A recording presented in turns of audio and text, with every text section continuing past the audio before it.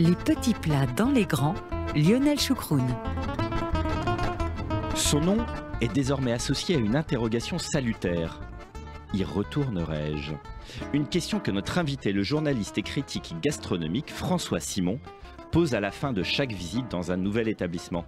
Bienvenue dans Les petits plats dans les grands, François Simon. Bonjour Lionel. On est très heureux, je suis très heureux de vous recevoir aujourd'hui sur RCJ. Une interrogation, y retournerai-je, qui rythme chacune des vidéos de votre compte Instagram aux 374 000 abonnés et où, comme un pied de nez à l'époque, votre visage n'apparaît jamais, laissant la place au lieu, au plat, au déplacement, au silence et aux additions. C'est votre marque de fabrique, François Simon, depuis déjà 2022 au moins, je crois. Ouais, quelque chose comme ça. Quelque chose comme ça, hein, c'est ça. On vous reçoit aujourd'hui, François Simon, pour votre nouveau livre, le 40e au moins, qui porte évidemment le titre de « Y retournerai-je », publié chez Flammarion. Quelles sont, François Simon, les grandes et les petites choses qui composent, qui s'agrègent autour de votre réflexion pour apporter la réponse à cette question finale? Ah, ça c'est une bonne question. Et justement, j'aimerais bien un jour pouvoir figer la réponse.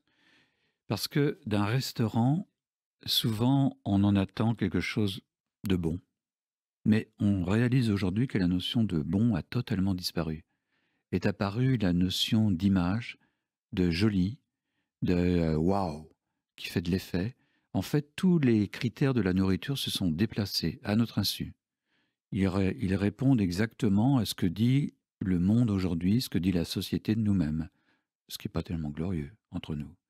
Donc, il faut avoir les curseurs qui se déplacent. Et à la question « y retournerai-je » avant, c'était très simple. On se disait « bah oui, je vais retourner dans ce restaurant parce qu'il est bon ». Mais maintenant, il y a des tas d'éléments qui rentrent en ligne de compte, notamment nos sensations. Est-ce que je me sens bien? Est-ce que j'ai bien digéré? Est-ce que je m'entends bien avec la personne qui est là, au sens sonore? Est-ce qu'il n'y a pas trop de bruit?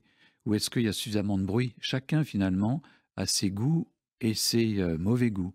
Et c'est ça qui est intéressant. En fait, c'est devenu très complexe maintenant de répondre à cette question, parce qu'il existe des restaurants très agréables qui servent des nourritures médiocres, et ça nous enchante. Et il y a des restaurants excellents qui nous barbent profondément. Allez vous débrouiller avec ça. Et justement, on arrive peut-être à se débrouiller avec ça, avec votre livre.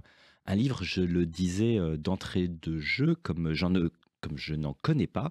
Un sommaire comme une déambulation, des réflexions poétiques, des coups de griffe et des coups de cœur, beaucoup. Une lecture comme un carnet de voyage dans votre univers, un univers fait de mots choisis, de formules ciselées et de références littéraires très nombreuses, comme celle que vous empruntez à Julien Green pour expliquer votre démarche. J'écris un livre pour savoir ce qu'il y a dedans. Comment ça s'est passé justement l'écriture de ce livre, disons, vagabond? Bah, vous savez Lionel, c'est un peu comme vos émissions. On part, tous les deux, on ne sait même pas ce qu'on va raconter dans 2 minutes. Et en fait, un livre, c'est un peu comme ça, on part, et je m'aperçois que c'est le reflet aussi de ma vie. Qu'est-ce que je fais? Je me lève, je prends une douche, je me mets du sambon, je mange, je bois du thé vert. Vous voyez, déjà, il y a 3-4 séquences, je fais de la gym, il y a du sport, et tout d'un coup, j'ai grignoté du pain grillé avec du beurre, la gastronomie. Je vais regarder un truc en vitesse sur le journal, de la lecture. Vous voyez, en fait, on est dans un séquençage incroyablement multiple et parfois absurde. On fait des choses aberrantes. On a un train à prendre, on se dit zut, j'ai pas le temps de manger. Qu'est-ce que je fais? On prend un sandwich à la boulangerie qui est qui est vraiment pas bon, mais c'est pas grave. En fait, on est constitué de strates totalement contradictoires et souvent aberrantes. Et ce livre reflète un peu ça, c'est-à-dire on prend un train, on reste sur un banc public, on mange un sandwich, on va déguster un chausson aux pommes. Vous voyez, en fait, je pense que c'est le sel de la vie aujourd'hui, c'est qu'elle soit, comme cette émission, un peu inattendue, et qu'elle nous offre finalement à la virgule ou au silence suivant quelque chose d'autre.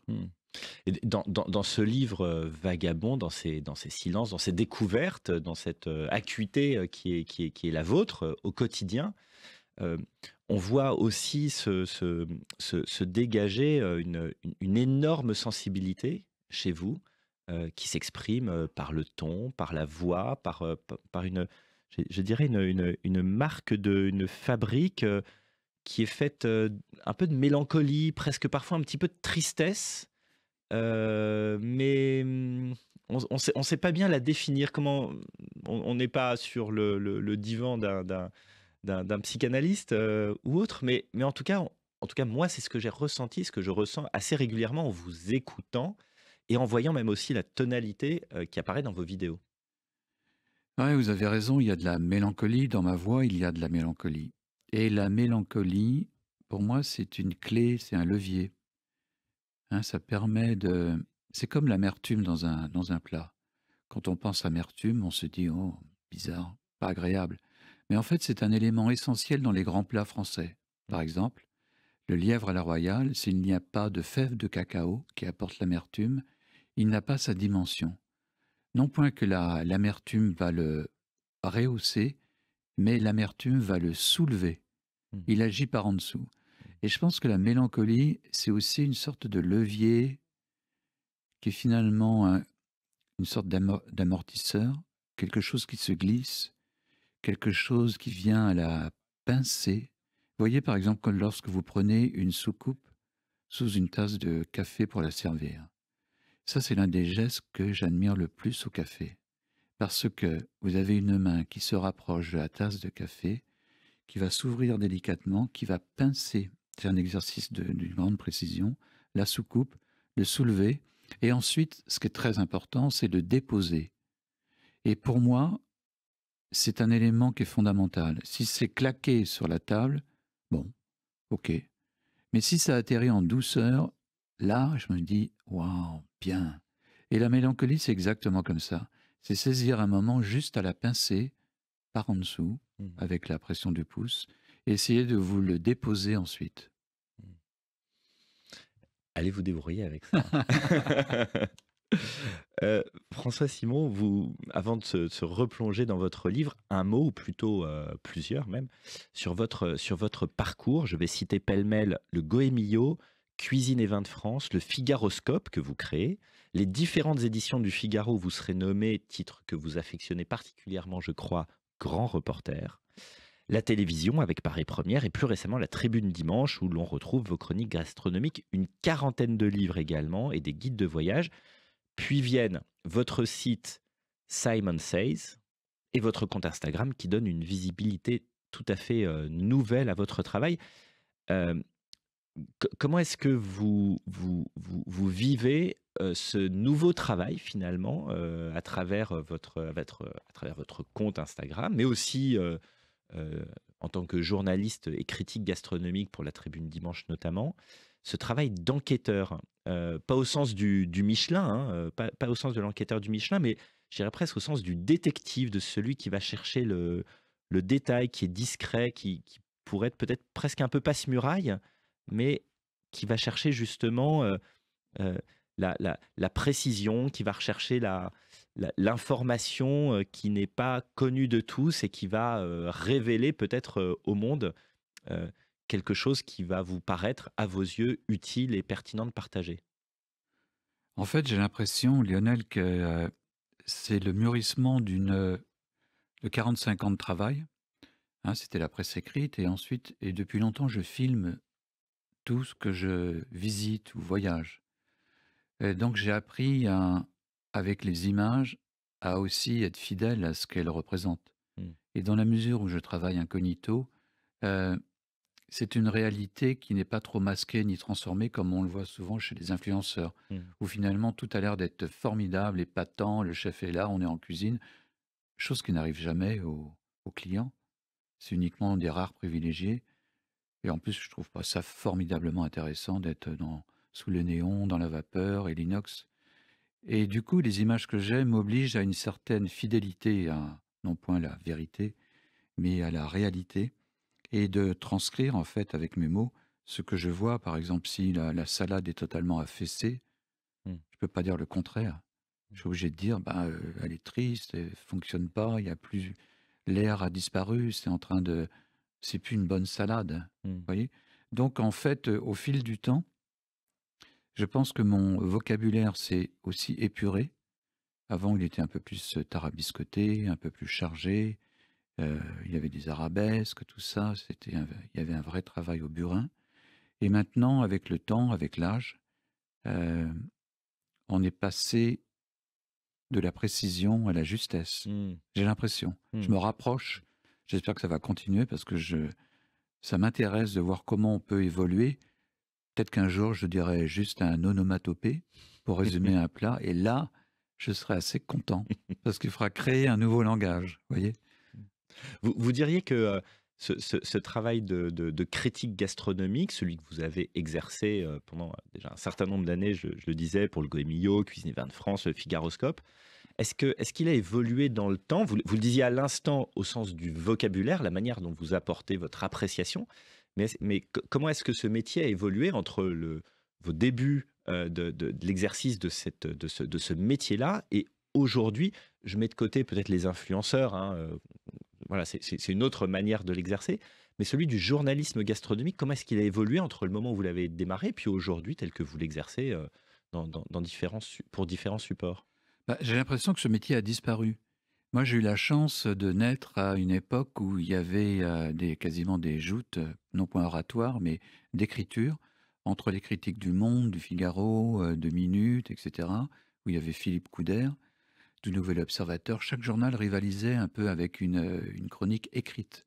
Mhm, Et vraiment, il y avait un très bon niveau. mhm, C'était considéré à l'époque comme un exercice littéraire. mhm, Et moi, je me souviens à Goemio, ils m'ont appris d'avoir de la prétention dans l'écriture, c'est-à-dire de vraiment bien travailler, d'éviter des mots évidents comme savourer, papille, déguster, vous voyez, que des mots prévisibles, mhm, et d'aller chercher le mot inattendu. On me disait par exemple, tu sais François, tu écris pas un escalier en colimaçon, tu vas dire le colimaçon de l'escalier.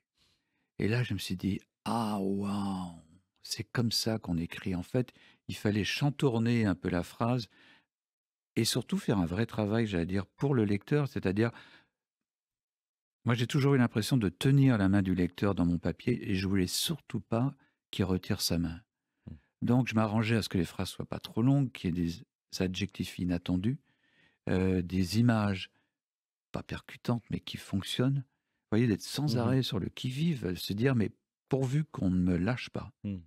Et donc, il y avait un travail d'écriture et aujourd'hui, bah, ça a disparu, il doit en rester 2 ou 3. Et en plus, ça intéresse beaucoup moins de monde, ça intéresse moins les journaux Mmh. qui malheureusement s'épuisent faute de kiosques et de lecteurs. Mais je pense que le genre perdurera. Et je suis sûr que dans les nouvelles générations, parmi nos auditeurs et auditrices, il y a déjà des gens qui ont 12, 14 ans, 16 ans, qui se disent, attends, voilà mon métier, voilà mon job. Et croyez-moi que les chefs vont arrêter de se tourner les pouces. Mmh. On va y revenir dans un instant, mais justement, je voudrais prolonger sur sur votre manière, sur votre premier poste. D'abord, je l'ai retrouvé, qui date du 30 septembre 2022, qui décrit votre façon d'arpenter les villes. Depuis ce poste-là, vos vidéos ont un succès considérable. Les quelques ingrédients qui les composent sont à contre-courant totalement de notre époque. C'est l'anonymat.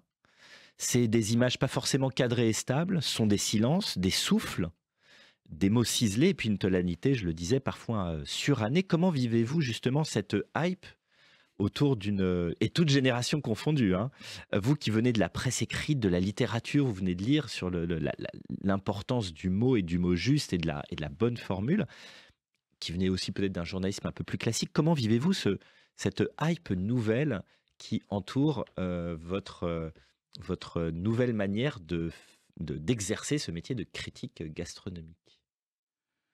Vous savez quoi, Lionel, j'ai la chance d'être un sauvage Hmm. solitaire. Et par chance, tout ce que vous évoquez, qui me fait très plaisir, hein, bien sûr, je ne veux pas dire le contraire, mais ne me touche pas. Parce que je rencontre personne, il y a des jours où je passe, il y a même 2, 3 jours d'affilée où je ne parle à personne. Ce qui ne veut pas dire que je suis un être associable, Hmm. hein, j'ai une petite famille, j'ai des amis, mais je vais dans aucun repas ou dîner mondain, c'est ça. Hmm. On Et dit comme du ça, coup, ouais. jamais ça me revient aux oreilles. Et même mes enfants, je Je me souviens à une époque, j'étais obligé de dire: «Vous savez ce qu'il fait papa?» Non». «Alors on y va, on recommence».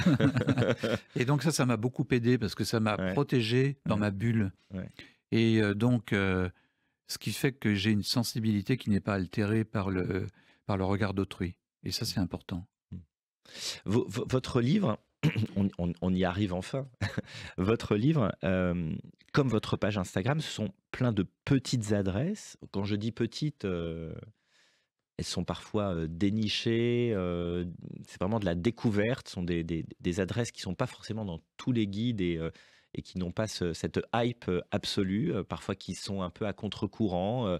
J'en regardais une notamment sur la gare du Nord où vous avez, dégusté, un bowl, voilà, une espèce Un de porridge. muesli, un porridge, voilà, le mot m'échappait, un porridge tout à fait, étonnant et je dois dire que je suis passé devant et je me suis dit: «Mais non, mais je vais pas m'acheter un porridge à la gare du Nord et la prochaine fois que j'irai à la gare du Nord, je m'achèterai un Mais oui porridge». Lionel, voyons. Mais oui, Allez, voilà osez. la surprise, la surprise. Donc votre page Instagram, votre livre, ce sont, ces adresses, ces plats, ces lieux qui sont très souvent accessibles, je dois dire. Les grands chefs, les grands restaurants, c'est fini pour vous? On les retrouve pas du tout dans vos pages, dans vos commentaires ou très, très peu, je dois dire?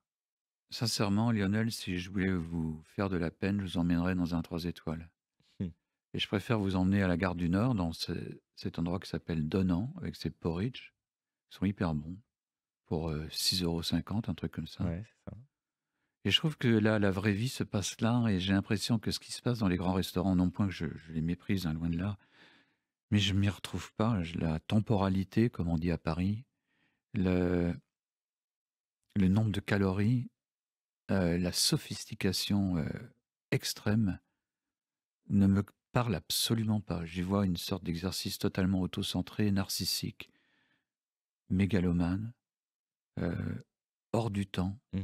à des prix, assourdissants et souvent par des chefs qui sont absents et avec une clientèle de gens qui sont en luxe d'emprunt, c'est-à-dire qui sont en note de frais et là je trouve mais je trouve qu'il y a plus de vie du tout et que c'est un lieu de l'absurde et donc ça va, moi j'y retourne plus, heu, parce que je m'y sens pas bien et ce sont pour moi des lieux d'obéissance et pour moi l'obéissance c'est un enfermement et je préfère des lieux ouverts comme ce petit kiosque dans la gare du Nord, des bistrots, un banc public avec un bon sandwich. Ça me parle, je suis content. Mmh. Il y a ce chapitre dans votre livre «Y retournerai-je?»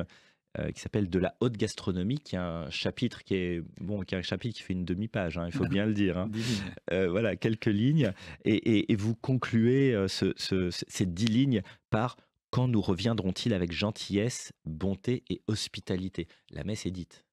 Ah oui, et puis c'est pas une grande messe, hein, c'est un oracle de 10 minutes. Bah oui, c'est ce qu'on veut. On veut d'un restaurant que ça soit comme une auberge. Ouais. Une auberge, on arrivait à 11 heures du soir, on était fatigué, on était crevé, et là on vous dit: «Je vous ai préparé quand même une assiette, c'est une assiette froide, mais bienvenue, soyez, détendez-vous» et tout ça.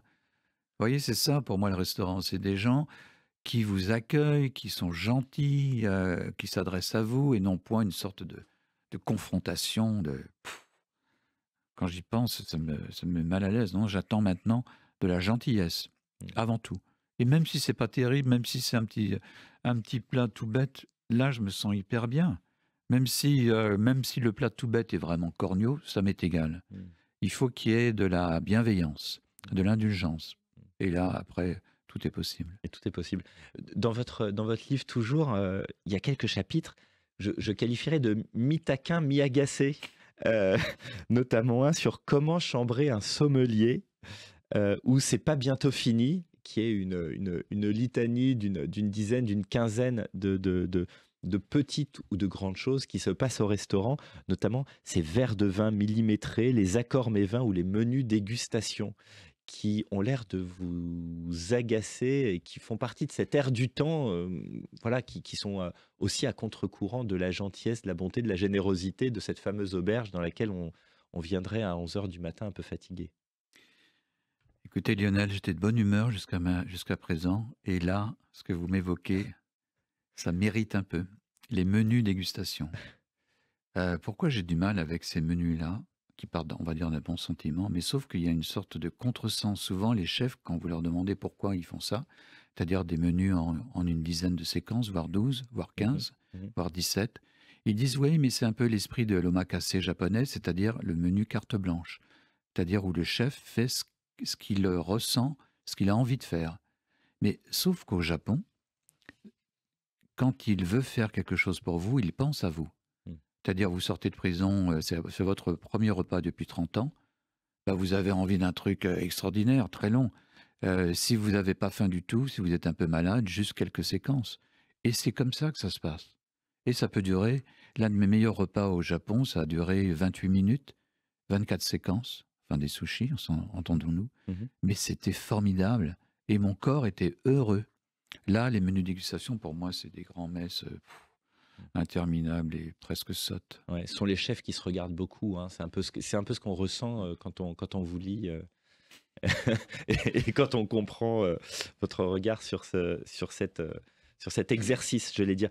Vous parlez du Japon que vous adorez, qui est sans doute peut-être votre passion à la fois gastronomique, touristique, et même en disant le mot touristique, j'ai l'impression de dévoyer complètement votre rapport au Japon. Ouais, Lionel, s'il vous plaît, quand même. Deuxième attaque frontale, là. C'est dur, là, Après c'est les menus dur. dégustation.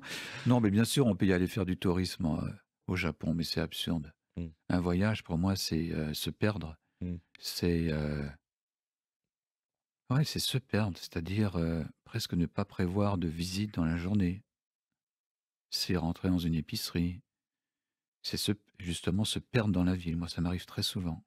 Chercher son chemin. Et là, on découvre un pays. Mais j'allais dire, se cogner les musées, les temples, gorgés de touristes, c'est absurde. Non, non, moi, je pense que Puis le Japon, c'est ma vie. J'ai des enfants franco-japonais. Donc, mon cœur bat au Japon aussi. Et ça fait 30 ans que j'y vais. Et je commence enfin à apprendre que je ne sais rien. Et ça me balance dans une sorte de candeur, d'innocence. Et je me dis qu'en fait, le bonheur n'est pas forcément une accumulation de savoir ou de visites, mais de sensations. Même l'ignorance, même l'innocence. Être dans un lieu et ne pas tout comprendre. Rencontrer une personne et ne pas tout savoir. Et ça, pour moi, j'ai mis beaucoup de temps. J'ai mis beaucoup de temps à le comprendre. Quand je revenais du Japon, au début, je faisais mon kéké. Ah oui, c'est comme ci, c'est comme ça. Et maintenant, je ferme ma gueule. mm. Vous n'êtes pas totalement chez vous et pas totalement lost in translation au Ouais, Japon. ouais. C'est dans un entre-deux. Ouais, je cherche les chemins de traverse. Je prends des petits trains régionaux, je prends des ferries. Mm. C'est ce que j'ai fait l'hiver dernier. Et ça a été sans doute l'un de mes plus beaux voyages. Pourquoi? Parce que j'étais tout seul, déjà, et d'une. Et qu'à chaque fois, je me suis dit, je vais pas prendre le Shinkansen, je vais pas prendre le tunnel, je vais prendre un ferry. Ça va me prendre 14 heures. Mm. Et j'étais quasiment l'un des... On était quoi, une centaine sur un immense bateau qui pouvait accueillir 2 000 à 3 000 personnes.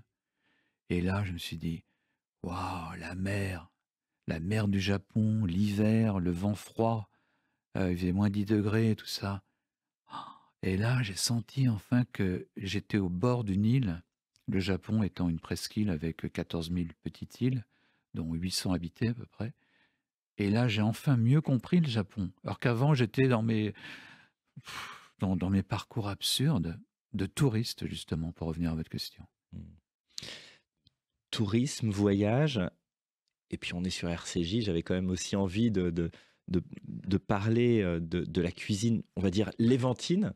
J'ai noté 2 adresses dans votre livre « Y retournerai-je » paru chez Flammarion.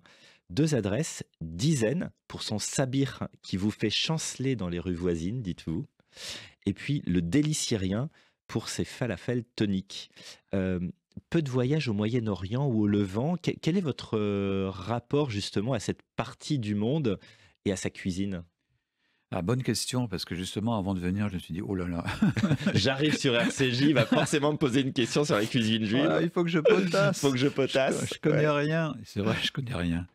Mais vous savez, on a toujours des pays qu'on met de côté Mhm. parce qu'on n'est pas prêt. Hein. Je pense qu'un pays, On vient pas comme ça au débeauté en prenant un truc EasyJet à 25 balles. Non, non, non. Faut le mûrir, faut l'attendre, faut le laisser, ouais, faut le laisser mariner. Et je pense que ça va être le cas pour moi, pour Israël. J'attends ce voyage-là, parce que je suis pas prêt, très clairement. Il faut que je bouquine, que je vois des films, que je comprenne un peu mieux la nourriture. Et tout en même temps, je suis allé en Syrie, tout ça, au Liban, et je me suis aperçu que ce qui m'intéressait, c'était ce qui transhumait. Pour moi, les cuisines figées, les cuisines nationalistes, sont pas franchement intéressantes. En revanche, elles deviennent passionnantes lorsqu'on voit que des choses ont muté, ont changé, comment le clou de girofle est passé d'Indonésie, en Afrique du Nord, partout dans le monde, comment il a changé des plats, comment il a changé la pâtisserie alsacienne, comment il est réincarné par ici, pourquoi j'en ai dans ma poche aujourd'hui. Ah oui, pourquoi vous en avez dans Ouais, votre parce poche que j'aime aujourd'hui? bien, vous savez, j'aime bien mâcher ça. J'ai un clou de girofle, Ouais, et puis là, j'en prends un, je le croque, et tout de suite, pouf! D'abord, il y a le croquant. ouais, On doit l'entendre au micro. ouais. Mes dents sont en train d'être fracassées. Et tout de suite se dégage un climat, une musique, hein, une sonorité. Et la bouche devient une sorte d'arène. Et là, j'ai des paysages qui arrivent dans ma tête, voyez. Et moi, ce que j'aime dans les cuisines, pour revenir à votre question du départ, c'est ça, c'est tout ce qui bouge. Quand elle est figée, vraiment, comme dans un plat, ce que j'aime, c'est l'allant. Hein, comme dans une musique, l'andante, comme dans un parfum, le sillage. Et ce que j'attends de ce voyage en Israël, c'est de découvrir tout ça. Bah, écoutez, je vous donne rendez-vous, cher François Simon, pour un voyage découverte, quand vous serez prêt. Et puis, je vous donnerai quelques lectures Ah et bah avec livres, si plaisir, vous oui. le souhaitez. Et puis surtout la façon de le visiter non touristique, c'est ça que j'aimerais. J'ai bien noté Ouais. et je m'y emploierai. Mais je suis presque mûr là. Je pense que ce matin, aujourd'hui, j'ai fait un pas en avant, là. Bah, je suis très heureux de ce pas en avant. Merci infiniment, François Simon, de nous avoir accordé cette interview. Je rappelle le nom de votre livre, Y retournerai-je, paru chez Flammarion il y a quelques jours. Vous pourrez retrouver évidemment François Simon sur Instagram, sur François Simon, tout simplement. Et puis également sa page Simon Says, qui est encore d'actualité, plus trop, un Oui, peu c'est moins, hein. actualisé avec Instagram. Avec Mais, Instagram, il hein. faudra que je m'en occupe, mais j'avoue que je l'ai un peu Ouais. déserté. Je suis Ouais, désolé. ouais, il y a la promo du livre, il y a Soumis vos ma scène. émissions, vos livres. Merci beaucoup d'être venu. Vous retrouverez évidemment cette émission sur Spotify, Deezer, YouTube, où vous pourrez admirer les mains, les crayons et l'écriture de François Simon, évidemment pas son visage. Merci beaucoup d'être venu. À très bientôt. Shabbat Shalom, les vagabonds.